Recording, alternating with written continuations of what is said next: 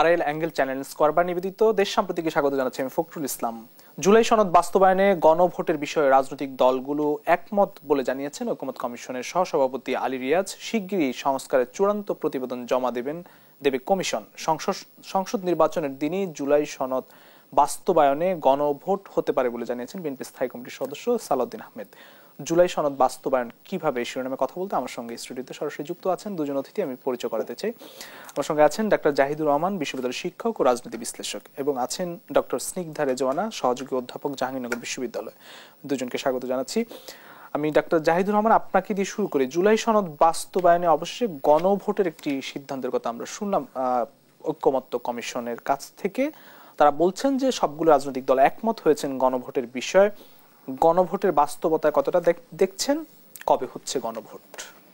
ধন্যবাদ। আমি মন দিয়ে খেয়াল করলাম, বোঝার চেষ্টা করলাম এবং খুব স্পষ্ট হলো না, মানে মন দিয়ে দেখেও খুব স্পষ্ট হতে পারিনি গণভোট নিয়ে আসলে কি ঐক্যমত্য হয়েছে। আমরা জানি যে ঐক্যমত্য কমিশনের যে মিটিংগুলো আছে এগুলো লাইভ টেলিকাস্ট করা হয়, এগুলোর ভিডিও পাওয়া যায়। আমি শেষেও ইভেন শেষ মুহূর্তে জনাব সালাউদ্দিন আহমেদ এবং জনাব শিশির মনিরের একটা ডিবেটও দেখলাম, তাতে বোঝা গেল আসলে গণভোট নিয়ে মেজর ঐক্যমত্য হয়নি। খেয়াল করি, জামায়াত যেটা জানিয়েছেন যে তারা ইভেন গণভোটটা এই নির্বাচনের আগেই চান, এটা হলো এক। বিএনপি বলছে তারা নির্বাচনের সাথে একই দিনে একটা ডিফারেন্ট ব্যালট, মানে আপনি একবার একটা জন্য এমপি ইলেকশনের জন্য ভোট দিবেন, সাথে আপনাকে আরেকটা ব্যালট দেওয়া হবে গণভোটে, সেটা দেবেন। এবং তার চাইতে জরুরি কথা, গণভোটকে জামায়াত সহ কিছু দল চাইছিল, এটা মানেই হচ্ছে সংবিধান সংশোধন হয়ে গেছে এই রকম ব্যাপার, এটা পরবর্তীতে আপনাকে করে ফেলতে হবে।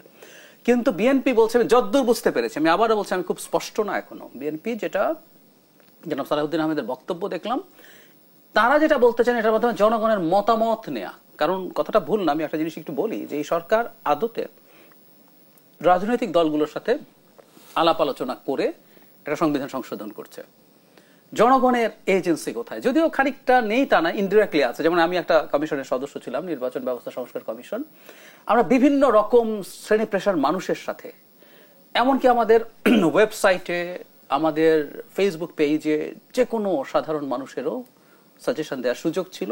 আমরা সেগুলো কম্পাইল করেছি, হাজার হাজার খুবই গুরুত্বপূর্ণ সাজেশন ছিল, সেগুলো কম্পাইল করেছে, অন্যান্য কমিশনগুলোও করেছে। তো জনগণের এক ধরনের অংশগ্রহণ আছে, কিন্তু দিনের শেষে জনগণ চায় কি না চায় এটা তো আসলে স্পষ্ট নয়। যদ্দূর বুঝলাম জনাব সালাউদ্দিন আহমেদ চাইছেন গণভোটের মাধ্যমে এইটা বোঝা।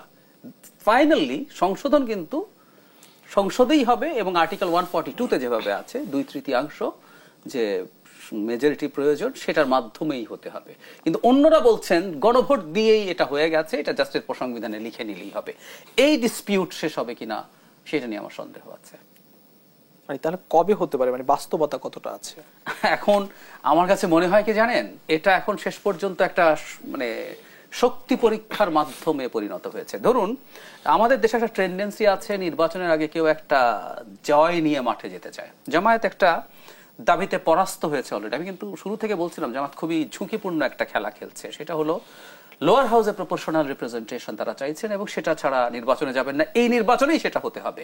এটা আসলে সুযোগ ছিল না, কিন্তু এটা বলে ওনারা মজা পেয়ে গেছেন। খেয়াল করুন 1-1.5 মাস আমরা এটা নিয়েই টকশো করেছি, এটা নিয়ে চারদিকে কথাবার্তা, কিন্তু এখন এটা আসলে আর হতে যাচ্ছে না। তো এখন জামাতের তো এক ধরনের পরাজিত হয়ে গেছে, এই ধরনের একটা প্রশ্ন আসতে পারে। সেই কারণে আমি ধারণা করি তারা আরেকটা এজেন্ডা এনেছেন, যেন এটা আগে হতে হবে। এবং এটা যদি আগে করা যায় দুটো জিনিস প্রমাণিত হয়, আপনি জিতলেন, আরেকটা হচ্ছে এটা বিএনপির প্রতি অনাস্থা দেখানো হয়। মানে আমি এটা কেন আগে করছি, এটা আগে করে সংশোধন হয়ে গেছে। কারণ কি, ক্ষমতায় যদি বিএনপি যায়, এই পারসেপশনটাই বেশি আছে, সে করবে না। তাই আপনি কিন্তু আগেই তাকে এক ধরনের প্রতারক, এক ধরনের কথা না রাখা পার্টি হিসেবে প্রতিষ্ঠিত করতে পারেন। জামাত এই কারণেই এগুলো করছে বলে মনে করি। সেই কারণে আমি বলছি এটা সমাধান সহজে হবে না। এটা যদি বিএনপি মেনে নেয়, জামাতকে জিতিয়ে দেওয়া হবে এবং ওই তার যে ন্যারেটিভ সেটা প্রতিষ্ঠিত করা হবে। যখন আগে করা নিয়ে আলাপ আসলেই বলবে, পরে তো করবে না, পরে করবে না মানে হচ্ছে বিএনপি করবে না, এটা আমার মনে হয় না সহজে সমাধান হবে। ধন্যবাদ। আমি ডক্টর স্নিগ্ধা রেজওয়ানা আপনার কাছে আসি। গণভোট আসলে মানে কেন গণভোট পর্যন্ত আসতে হলো? এতদিনের বৈঠক, ঐকমত্য কমিশনের সংস্কার নিয়ে কেন গণভোট পর্যন্ত আসতে হলো শেষ পর্যন্ত? আচ্ছা, আপনাকে অনেক ধন্যবাদ। আমার সহলোচককে অনেক শুভেচ্ছা। আপনি বললেন যে কেন শেষ পর্যন্ত আসতে হলো, আমারও একটা প্রশ্ন। আপনি ঐক্যমত কমিশন যখন গঠন করেছেন, সর্বপ্রথমেই তো আপনি রেফারেন্ডামের কথা বলতে পারতেন, যেখানে এই প্রশ্নই আসতে পারতো যে আমরা আসলে সংবিধানের সংশোধন চাই কিনা। এটা তো খুব গুরুত্বপূর্ণ প্রশ্ন। একটা রাষ্ট্রের সংবিধান নিয়ে কথা বলছেন, সংবিধানের সংশোধন রাষ্ট্রের জনগণ চায় কিনা সেটি নিয়ে আপনি প্রথমে আগে গণভোট করবেন, তারপরে না আপনি সংস্কার কমিশন করবেন। আমি কি ভুল বললাম নাকি? আগে তো মতামত জানতে হবে। এখন মনে করেন আমি এতদিন ধরে রাষ্ট্রে এতগুলো বৈঠক করছি, সংবিধান সংস্কার কমিশন করছি, এখন ধরেন ইউটোপিয়ান ধারায় গণভোট হওয়ার পরে আসলো যে আমরা চাই না, আমরা সংবিধানের পরিবর্তন চাই না, তখন আপনি এই যে এতদিনের জার্নি এটাকে মূল্যায়ন করবেন, নাকি এই যে ধরেন যারা বলল, জনগণ বলল, তাই না, গণভোট যখন করলেন সে বলল আমি চাই না, ওই ডাইকোটমি আপনি সামাল দিবেন কিভাবে? জুলাই সনদের প্রশ্ন বলছেন, যে জায়গা থেকে জুলাই সনদের আলাপ আসছে, যে জায়গা থেকে সংবিধান সংস্কার, মূলত আমি যেটা বুঝি খুব সাদামাটা জায়গা থেকে একটা কথা বলি, জুলাই সনদ আর সংবিধানের যোগাযোগটা এতটা থিন লাইনে আছে। এই যে জুলাই সনদ নিয়ে যতটা কনসার্ন, এই কনসার্নের মূল জায়গাটা কোথায় জানেন? মূল জায়গাটা হচ্ছে আপনি ঠিক এই মুহূর্তে বাংলাদেশের বিদ্যমান সংবিধানের ধারা অনুযায়ী কিন্তু আপনি এই ধরনের কোনো সরকার গঠন করতে পারেন না। আপনি একটি বিশেষ অধ্যাদেশে এই সরকারটি গঠন করেছেন। যদি আপনি এই জুলাই সনদ না করেন, তাহলে যারা এই সরকার, বিশেষ আদেশের সরকার বলেন, অথবা খুব গুরুত্বপূর্ণভাবে ২৪-এর আন্দোলনে যারা সামনে ছিল, তাদেরকে চাইলেই পরবর্তী যে কোনো একটি দল এসে, যে কোনো দল মানে কিন্তু কোন পার্টিকুলার দলের কথা বলছি না, যে কোনো দল এসে এই গ্রুপ অফ পিপুলকে আপনার রাষ্ট্রদ্রোহিতার মামলায় দোষী করতে পারেন, তার সে এখতিয়ার আছে।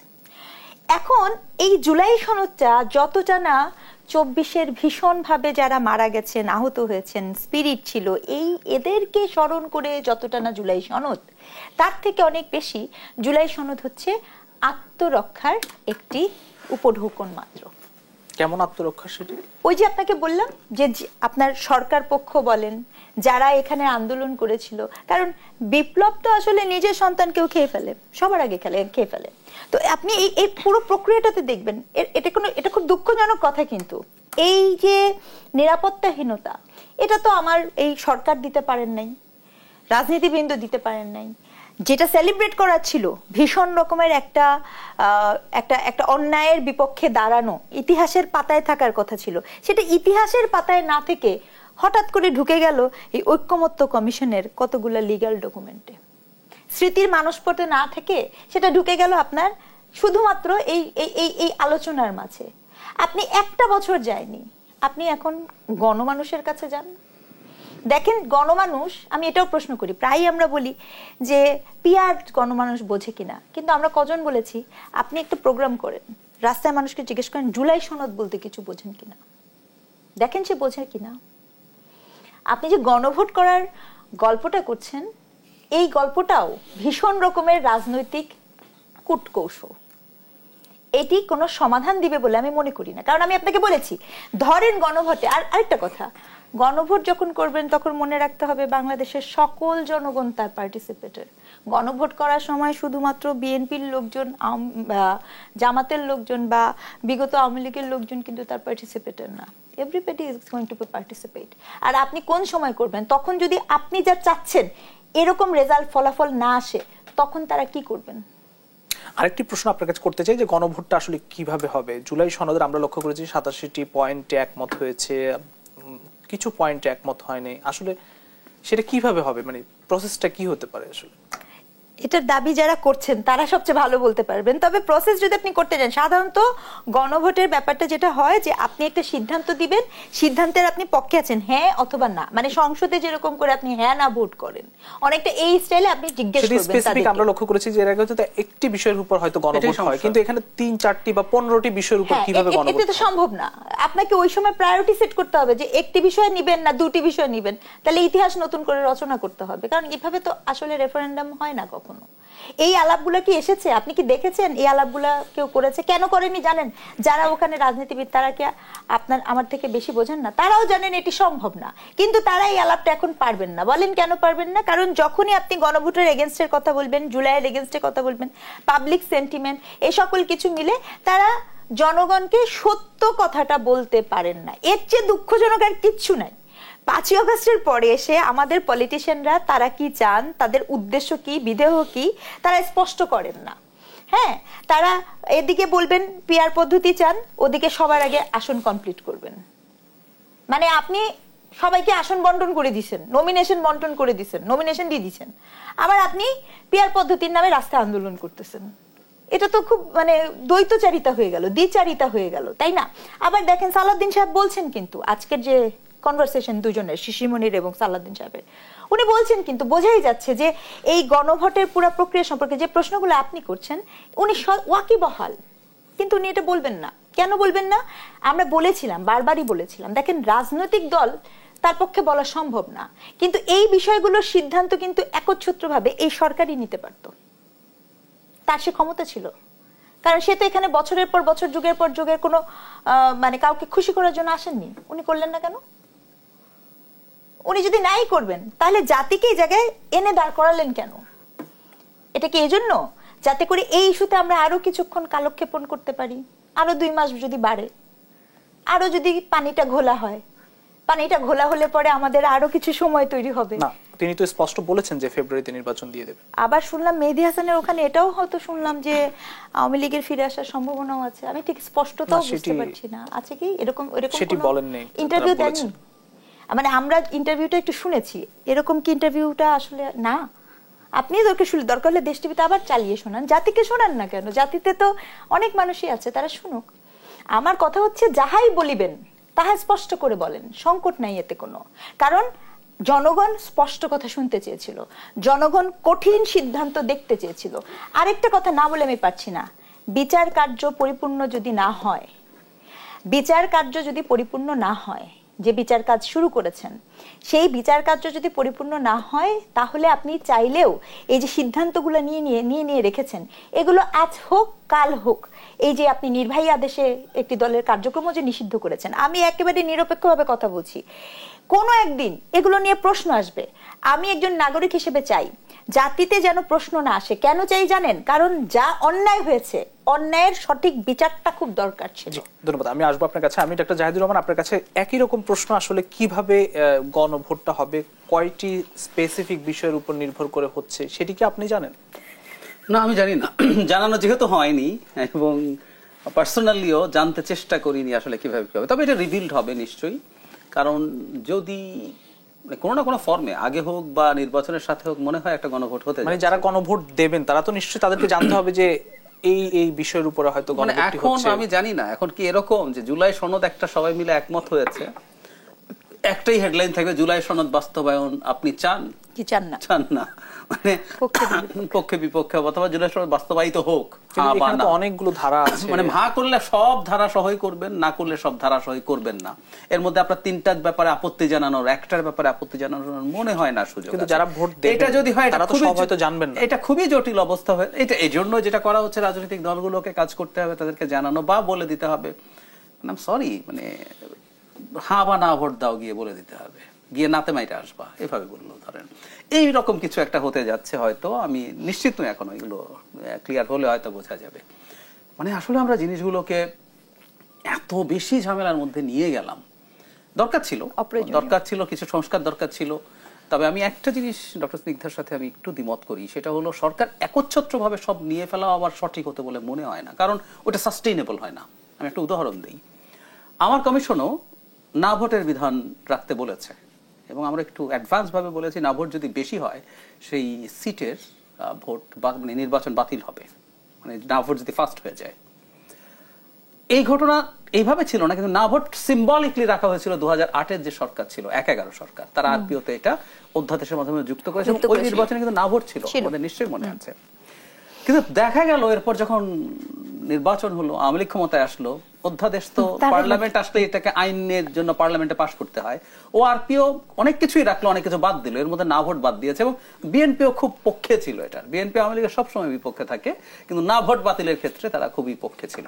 তো এই জন্য আমার কাছে মনে হয় যে ঐক্যমত্য তৈরি না করে কোনো কিছু করে সাস্টেনেবল হবে না। এমনকি ভালো জিনিসও হতে পারে, তাহলে আমরা এখন আলাপ করব যে ভালো জিনিস সো কল্ড পাওয়ার জন্য আমরা এখনো প্রস্তুত না। ওটাও তো ঐক্যমত্য হয়ে গেছিল যে না ভোটে না আমরা ভোটের একমত। ঐক্যমত্য। হ্যাঁ, এখন একইভাবে কোনো সংস্কার যদি সরকার তালিকা করে এগুলো করে ফেলে এবং এগুলো যদি একমত না হয়, বিশেষ করে মেজর পার্টিগুলো বিএনপি, জামায়াতে ইসলামী, এরা যদি এই মুহূর্তের বাংলাদেশে যারা মেজর পার্টি আছে তারা যদি একমত না হয়, এগুলো না করাই উচিত হবে। এই জন্য আমি একটা কথা বলেছিলাম অনেক আগে, যখন জুলাই সনদ তৈরি হচ্ছে তখন নোট অফ ডিসেন্ট দেওয়া হচ্ছে। আমার বক্তব্য ছিল নোট অফ ডিসেন্ট দেওয়া কোনো সনদ আসলে হওয়াই উচিত না। আমার কমন যেগুলো আছে শতভাগ, জি, শুধু ওগুলো নিয়ে সনদ হবে। যে ডিসেন্ট আছে সেই ডিসেন্ট নিয়ে হওয়া জরুরি না, যার যেটা একমত বা দ্বিমত আছে। যেমন একটা উদাহরণ দিই, আপার হাউসে ব্যাপারে একমত সবাই, কিন্তু ভোটের প্রপোর্শনাল রিপ্রেজেন্টেশন হতে হবে, এটাতে অনেকে একমত হলেও বিএনপি একমত না। এবং বিএনপি যেটা বলছে লোয়ার হাউসের সিটের প্রপোর্শন, এই দাবিটাকে আমার কাছে বা এই চাওয়াটাকে আমার কাছে একেবারেই ভুল বলে মনে হয়। তাহলে দরকার নেই আসলে, আপনি কিছু এমপি বাড়াতে পারেন, এর বেশি কিছু হবে না। এখন এটা যদি হয়ে থাকে, বিএনপি মানছে না তো প্রকাশ্যেই বলছে, ও রাগ ঢাক করে নাই, নোট অফ ডিসেন্ট দিয়েছে, এটা ইনক্লুড তার করার দরকার নেই, আপার হাউস হবে, এইটুকু তো আমরা একমত হয়েছি, ওইটুকু থাকুক সনদে। কিন্তু গায়ের জোরে আমি লিখলাম আপার হাউসের প্রপোর্শনাল রিপ্রেজেন্টেশন হবে, বিএনপি নোট অফ ডিসেন্ট দিল, সে যদি জেতে সে তো বলতেই পারবে আমি প্রকাশ্যেই বলেছি। তার চাইতে এটা ওখানে না থেকে বরং এটা রাজনীতির ইস্যু হয়ে যাওয়া উচিত, আমি প্রায় বলছি। আমি আপনার কাছে একটি প্রশ্ন রাখতে চাই যে তাহলে আসলে জুলাই সনদ বাস্তবায়ন প্রক্রিয়া কি দীর্ঘসূত্রিতে আটকে গেল এবং কেন আসলে গণভোটে যেতে হলো বা প্রক্রিয়াটা কি হতে পারে, এই প্রশ্ন রেখে আমি একটু বিরতি দিতে চাই। প্রিয় দর্শক, আড়াই অ্যাঙ্গেল চ্যানেল স্কয়ার নিবেদিত দেশসাম্প্রতিক আজ বিরতি নিচ্ছি, ফিরছি একটু পর, সঙ্গেই থাকুন। আড়াই অ্যাঙ্গেল চ্যানেল স্কয়ার নিবেদিত দেশসাম্প্রতিক আরেকবার স্বাগত জানাচ্ছি। আমি ডক্টর জাহিদুর রহমান আপনার কাছে প্রশ্ন রেখেছিলাম যে আসলে জুলাই সনদ বাস্তবায়নের যে গণভোট, সেটি আসলে কি প্রক্রিয়া হতে পারে বা সে বাস্তবতা কতটুকু আছে, দীর্ঘসূত্রিতায় জুলাই সনদ বাস্তবায়ন আটকে যাবে বলে মনে করেন কি? আমি মনে করি আসলে যেটা হয়েছে, যতটুকু মানে প্রথম কথা হচ্ছে কি করব, কতটুকু করব, এটা নিয়েও খুব বেশি সময় পার হয়েছে। হয়তো আমরা প্রশংসা করেছি, এটা হয়তো লেখা থাকবে যে আমরা এরকম এনগেজিং একটা ডিবেট আমাদের দলগুলো বসে বসে করেছে, hours after hours, day after day. মানে এটা এক অর্থে খারাপ না, আমরা পারছি।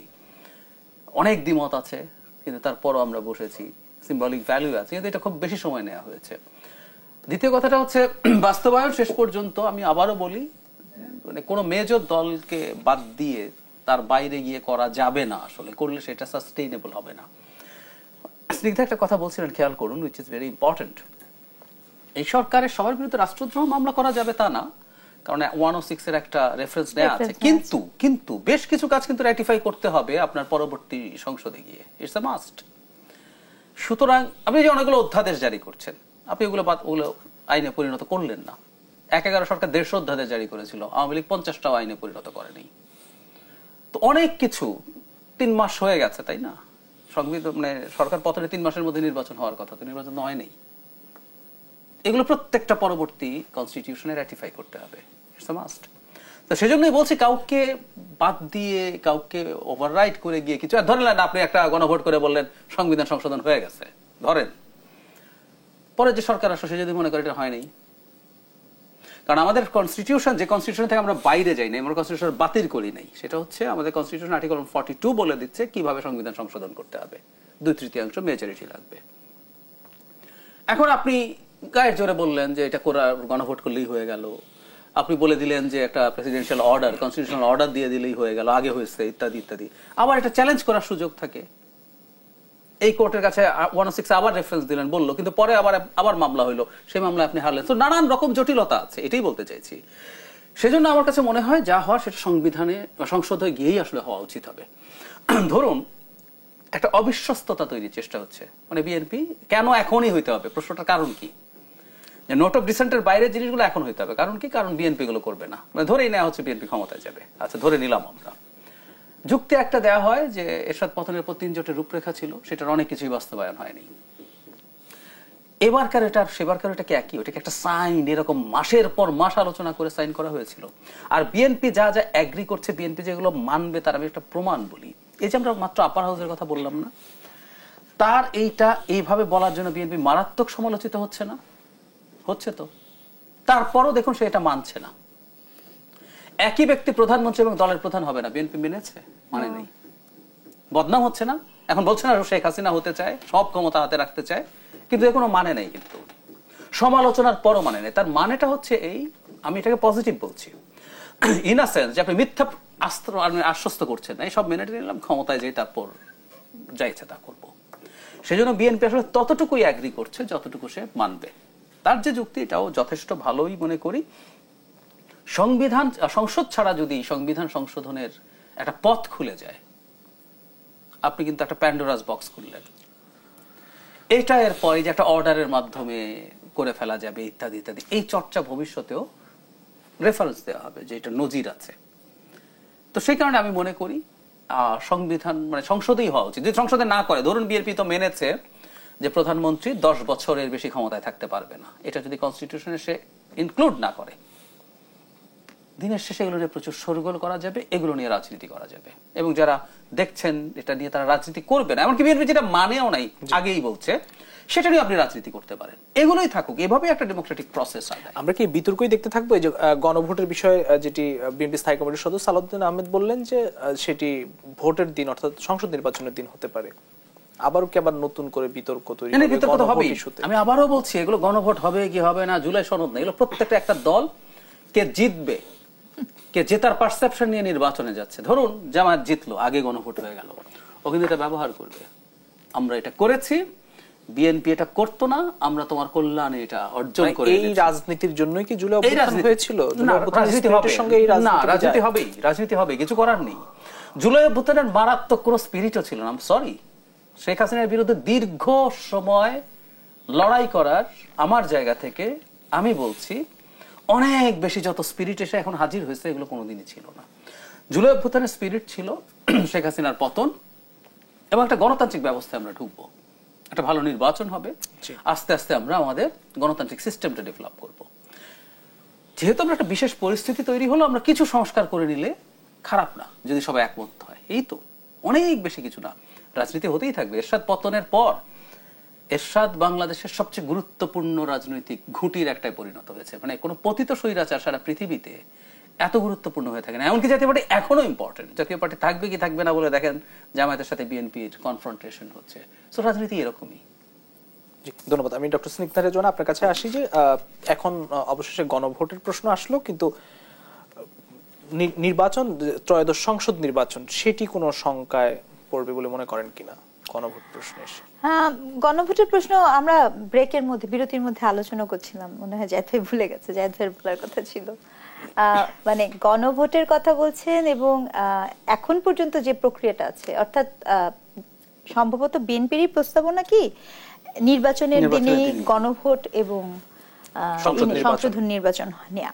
তো সেখানে কিন্তু এবং সেটার কিন্তু সংকটও আছে। মানে আমি কিন্তু বলছি যে যদি দুটো একসাথে হয়, কারণ যদি ওইটা হয় তাহলে এইটা হওয়ার কথা না, যদি এইটা হয় তাহলে ওটা হবার কথা না, কারণ আপনার দুটা তো সামহাও একই সময় হওয়ার কোনো সুযোগ নেই। এবং আরেকটা যেটা ভাই বলছিলেন যে আপনি মানুষ তো যে ধানের শীষ দেখে, দাড়িপাল্লা দেখে অথবা আপনার লাঙ্গল দেখে ভোট দিবে, কিন্তু আপনি যখন গণভোটে যাবেন, গণভোটে গেলে আপনার সব মানুষ, ওখানে তো কোনো মার্কা থাকবে না, থাকবে হ্যাঁ অথবা না। আপনি যখন গণভোট নিচ্ছেন তখন আপনাকে সকলের কথা চিন্তা করতে হবে। তো সেক্ষেত্রে আমাদের আগে এই সার্ভে ডাটা বের করতে হবে যে বাংলাদেশের কত পার্সেন্ট 18-র উপরে ঊর্ধ্ব, মানে যার বয়স 18 ঊর্ধ্ব, এরকম কত পার্সেন্ট আসলে এলিজেবল যে সে এই লেখাটা পড়তে পারবেন, যে আপনি তো একটা সিদ্ধান্তের এগেনস্টে হ্যাঁ বা না দিবেন। এটা আসলে পড়ার ক্যাপাসিটি আপনার আছে কিনা, কারণ আপনি তো গণভোট নিচ্ছেন, আপনি তো কাউকে বাদ দিতে পারবেন না। আপনার যদি নিরক্ষর যে জনগোষ্ঠী আছে, সে তো ভোট দেওয়ার জন্য এলিজেবল। পড়ার সময়েরও তো একটা ব্যাপার আছে যখন ভোট দিতে যাবে। না, ওটা তো সময়ের ব্যাপার, কিন্তু মনে করেন যে পড়তেই পারে না, তার ক্ষেত্রে আপনি কি করবেন? আবার মনে করেন বাংলাদেশে দৃষ্টি প্রতিবন্ধী আছে, থাকতেই পারেন, তো সেগুলো অনেক আলাপ আছে, যদি আমি আলাপ আনতে চাই আসলে টেবিলে। তো আমার কাছে এই বিষয়টা মনে হয় রেফারেন্ডামের ব্যাপারটা নিয়ে আলাপ করাটাই এই সময়ে আই এম সরি, নির্বাচনকে বানচাল করার অন্যতম একটা স্টেপিং স্টোন। তাহলে জুলাই সনদ বাস্তবায়ন কিভাবে সম্ভব? আপনি দেখেন এখানে জায়েদ ভাই বলেছেন, কিন্তু আমি একটা কথা বলি, এই সরকার, এটা খুব মানে থ্যাংক ইউ আপনাকে বলার জন্য, কারণ আমি বারংবার বলেছি, আপনি দেখবেন যে জুলাইয়ের পরে সবাই এটাকে বিপ্লব বিপ্লব বিপ্লব, না এটা বিপ্লব না, এটা ছিল একটা আপরাইজিং আপনি বলতে পারেন, এবং সেটার মূল ব্যাপার ছিল প্রত্যেকের ক্রোধ, মানে আপনার এই যে নির্বাচন না হওয়ার ক্রোধ, আরো স্পেসিফিক বলি, নির্বাচন না হওয়ার ক্রোধ, বাক স্বাধীনতার ক্রোধ, অথবা আপনার গুম হয়ে যাওয়ার যে ক্রোধ, এই বিষয়গুলো ছিল প্রত্যেকের মনে। এবং আমি এটাও বলতে চাই এবং স্ট্রংলি বলতে চাই যে 2024-এর আমি তুমি ডামি এই ইলেকশনটি যদি ইলেকশনের মতো করে হতো, তাহলে এই পরিস্থিতিতে বাংলাদেশ কিন্তু আসতো কিনা, আমার মনে হয় না যে সেটা আসতো। এখন ঘটনা হচ্ছে, যখন আপনি এই সিদ্ধান্তে আসেন, তাহলে আপনার 106 ধারা যেটা ভাই বলেছে, তাহলে আপনার 3 মাসের মধ্যে নির্বাচন দেওয়ার কথা। আপনি 3 মাসের মধ্যে নির্বাচন দেননি, তার কারণ হচ্ছে বিশেষ একটা পরিস্থিতিতে আপনি মনে করেছেন কিছু একটা সংস্কার আপনি করবেন। কতগুলো সংস্কার কমিশন হয়েছিল টোটাল? 11টা সংস্কার কমিশনের একটি সংস্কার কমিশনের নাম আমি জানতে চাই, যে বিষয়ে আমাদের রাজনীতিবিদরা একমত হয়েছেন যে এই সংস্কার কমিশনের গৃহীত প্রস্তাবনা আমরা গ্রহণ করলাম। একটি হয়েছে কি? আর যদি সেটা না হয়, তাহলে এই যে সময়গুলো, এই যে বিষয়গুলো, এগুলোর দালিলিক অনেক গুরুত্ব আছে। নেক্সট টাইম আপনার নির্বাচিত গভর্নমেন্ট যখন আসবেন, তার জন্য অনেক সুবিধা হতে পারে। কিন্তু তার আগে আমি আসলে খুবই সরি, আমার জন্য এটা বলা অনেক কঠিন যে আপনি ঠিক এই মুহূর্তে বসে সিদ্ধান্ত নেবেন, মানে নির্বাচন হবার আগেই অনির্বাচিত সদস্যের দ্বারাই, যেটা ভাই বললেন যে পরবর্তীতে একটা রেফারেন্স পয়েন্ট হিসেবে দেখা যাবে, এই বিষয়ে আমি আম নট কনভিন্স এনাফ। কারণ আপনি পরবর্তীতে যদি এভাবে দেখেন, তাহলে আমি ভয় পাই, আমি আসলে আতঙ্কগ্রস্ত হই। কারণ এই মুহূর্তে মনে করেন এমন অনেক পক্ষ আছে, কেউ মনে করেন ফ্রান্সে বসে একটা তত্ত্ব দিয়ে দিবেন, তার প্রেক্ষিতে আপনার সিদ্ধান্ত চেঞ্জ হয়ে যাবে। কেউ মনে করেন আমেরিকায় বসে আছে, হ্যাঁ, তার প্রেক্ষিতে তত্ত্ব চেঞ্জ হয়ে যাবে, দেশের মানুষজন ঝাঁপিয়ে পড়বে। তো এই ধরনের শিশুসুলভ যে আচরণ আমরা করছি তো, এবং আমি বলবো যে 24-এর গণ অভ্যুত্থানকে এই জায়গায় এত নিম্ন দিকে নিয়ে যাওয়ার অন্যতম কৃতিত্ব হচ্ছে এই গ্রুপ অফ পিপুলের। কাজে সেই জায়গায় এত গুরুত্বপূর্ণ সিদ্ধান্ত আমি যে কারো হাতে ছেড়ে দিতে আমি রাজি না। পিয়ার নিয়ে যখন কথা হয় তখন বলেন আপনি মার্কা দেখে ভোট দিবেন, ঠিক আছে, উন্নত দেশে দেয়, হ্যাঁ উন্নত দেশে দেয়, কোড অ্যান্ড কোড, সেই উন্নত রাষ্ট্র দেয় যেই উন্নত রাষ্ট্রের শিক্ষা, অন্ন, বস্ত্র, খাদ্য মৌলিক বিষয় নিয়ে জনগণকে ভাবতে হয় না। যেই উন্নত রাষ্ট্রে এই বিষয়ে কনফিডেন্ট, সে জানে যে আমার যিনি এমপি হবেন তার ন্যূনতম যোগ্যতা থাকা লাগে। আমি জানি, আমি ভোট দিছি, মনে করেন ধরেন আমি জামাতের নেতা ডক্টর শফিকুর রহমানকে খুব পছন্দ করি, শ্রদ্ধা করি, আমি তাকে ভোট দিছি, আমি এই আশায় দাঁড়িপাল্লায় ভোট দিছি। এখন দেখি আমার এমপি হয়েছে আমির হামজা, যে কিনা সকাল বিকাল মিথ্যা কথা বলে। আমি তো তাকে চাই নাই, আপনি তো তাকে মনোনয়ন দিয়ে দিয়েছেন, রাইট? সো এই যে ধরনের আলাপটা, যেখানে যে দলের লোকজনরা এটা পরিষ্কার করতে পারে না যে আমার প্রার্থীর ন্যূনতম তালিকা কি হবে, তার যোগ্যতা কি হবে, তার বিত্তের বিষয়গুলো কোত্থেকে আসে, তার নৈতিক অবস্থান কি, এই যোগ্যতার ভিত্তিতে দলগুলো কি কখনো বলেছে যে আমরা এই যোগ্যতার ভিত্তিতে নিব? একটি বিরতি থেকে ফিরে এসে প্রিয় দর্শক, আরএল এঙ্গেল চ্যানেল স্কয়ার নিবেদিত দেশ সাম্প্রতিক নিচে আরো একটি বিরতি, ফিরছি একটু পর, সঙ্গে থাকুন। দেশ সাম্প্রতিক আরেকবার স্বাগত জানাচ্ছি, আমি ডক্টর জাহিদুর রহমান। আপনার কাছে আবারও আসি, নির্বাচনের 4 মাস বাকি, এখনই জুলাই সনদ বাস্তবায়ন প্রক্রিয়া নিয়ে একটি গণভোট, তর্ক বিতর্ক এখনো শেষ হয়নি। জাতীয় নির্বাচন নিয়ে কোনো শঙ্কা তৈরি হচ্ছে কিনা?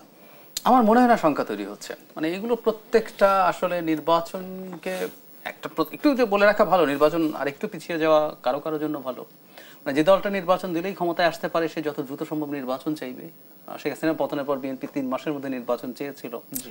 আর যারা নির্বাচনে না গিয়েও ডিফ্যাক্টো ক্ষমতায় আছে, নানান রকম প্রভাব আছে প্রশাসনে, ভার্সিটিতে, ভিসি, ডিন, নানান রকম পজিশনে, নির্বাচন হওয়ার সাথে সাথে তারা এইসব পদ থেকে সরে যেতে হবে। সুতরাং নির্বাচন একটু পেছালে তাদের ভালো লাগতে পারে, কিন্তু আমি মোটা দাগে মনে করি নির্বাচন আসলে সংকটে পড়তে যাবে না। কারণ কারো কোনো তৎপরতার কারণে যদি নির্বাচনটা বানচাল হয় বা পিছিয়ে যায়, তাতে দেশ যদি কোনো একটা টার্মোয়েলে ঢুকে পড়ে, এই ঝুঁকি মনে হয় না কেউ নেবে। এখন যেটা করছে, চাপ দিয়ে কিছু অর্জন করার চেষ্টা, পিআর মেনে নাও, জুলাই সনদ মানো, না মানতে না মানতে যদি শেষ পর্যন্ত, আমি খুব দ্রুত বলে ফেলি, আমি অনেকদিন থেকে বলছি জামায়াত মূলত বিএনপির সাথে একটা নেগোসিয়েশন চায়, আন্ডারস্ট্যান্ডিং চায়। সে যত ভাব দেখাচ্ছে সে আসলে অত বড় দল না, সুতরাং তার বেশ কিছু সিট যদি সে ছাড় পেতে পারে, এই জিনিসগুলোই তার উদ্দেশ্য। নির্বাচন হবে। অসংখ্য ধন্যবাদ ডক্টর স্নিগ্ধা রেজওয়ানা। শেষ কথা কি বলবেন নির্বাচনে? আমার কথা হচ্ছে যে দেখেন, আমার কাছে যেটা মনে হচ্ছে যে নির্বাচন আসলে বানচাল করার প্রচেষ্টা যে কোনো জায়গা থেকে নাই, এটা ঠিক না। বিভিন্ন জায়গা থেকেই নির্বাচন বানচাল করার একটা প্রচেষ্টা আছে, কিন্তু সেটিকে কতটা বলিষ্ঠভাবে আপনি এটাকে ঠেকা দিতে পারবেন সেটা নিয়ে আমরা আলাপ করতে পারি। তবে যেটা খুব গুরুত্বপূর্ণ, যেটা ডক্টর জাহিদুর রহমান বলার চেষ্টা করেছেন, সেটা হচ্ছে যে ক্যামোফ্লেক্স। মানে আমি যতটা না ক্ষমতাবান, কিন্তু আমি এমন একটা প্রতিবিম্ব নিব, এমন একটা আচরণ করব, এমন কিছু কাজ হবে যাতে করে সবাই ভাবে আমি অনেক ক্ষমতাবান। এই জিনিসটা এই ইলেকশনে ভীষণ মাত্রায় হচ্ছে, এবং এটি এই জন্য হচ্ছে না যে আপনি জিতবেন বলে বা আপনি পার্টিসিপেট করতে পারবেন বলে, এটি এই জন্য হচ্ছে আপনি নেগোসিয়েশনটায় যাবেন কি যাবেন না, কার সাথে নেগোসিয়েশন করবেন। শেষ মুহূর্ত পর্যন্ত আমি এইটা বরঞ্চ বলতে চাই, শেষ মুহূর্তে এসে আপনার যেমন মনে করেন আপনি দেখেছেন গণপরিষদ এনসিপির কথা হয়েছে, আবার আমরা হঠাৎ করে শুনতে পাচ্ছিলাম বিএনপির সাথেও নাকি এনসিপির যোগাযোগ হচ্ছে। আমাদের কাছে কিন্তু পরিষ্কার না, বাট পত্রপত্রিকার মাধ্যমে আমরা যারা জানতে পারি সেটার আছে। তা এই যে কতগুলো কেমোফ্লেক্স তৈরি করে রাখা হয়েছে, বিভিন্ন জায়গায় একটা অস্পষ্টতা তৈরি করে রাখা হয়েছে। হ্যাঁ, এইগুলো যদি পরিষ্কার হয়ে যেত তাহলে আমরা বলতে পারতাম নির্বাচন হচ্ছে। এগুলো যেহেতু পরিষ্কার হচ্ছে না, যতক্ষণ না পর্যন্ত এটা পরিষ্কার হচ্ছে এবং যতক্ষণ না পর্যন্ত বাংলাদেশ জাতীয়তাবাদী দলের প্রধান ভারপ্রাপ্ত জনাব তারেক রহমান এই দেশটিতে না আসছে, I am not convinced enough নির্বাচন হচ্ছে। অসংখ্য ধন্যবাদ ডক্টর স্নিগ্ধা রেজওয়ানা এবং ডক্টর জাহিদুর রহমান, দুজনকে আবার ধন্যবাদ জানাচ্ছি। প্রিয় দর্শক, RL অ্যাঙ্গেল চ্যানেল স্কয়ার নিবেদিত দেশাম্প্রতিক আজ এখানে শেষ করছি। আবারও দেখা হবে আগামীকাল একই সময় অন্য কোনো অতিথিদের নিয়ে। সে পর্যন্ত সবাই ভালো থাকবেন, সুস্থ থাকবেন। শুভরাত্রি।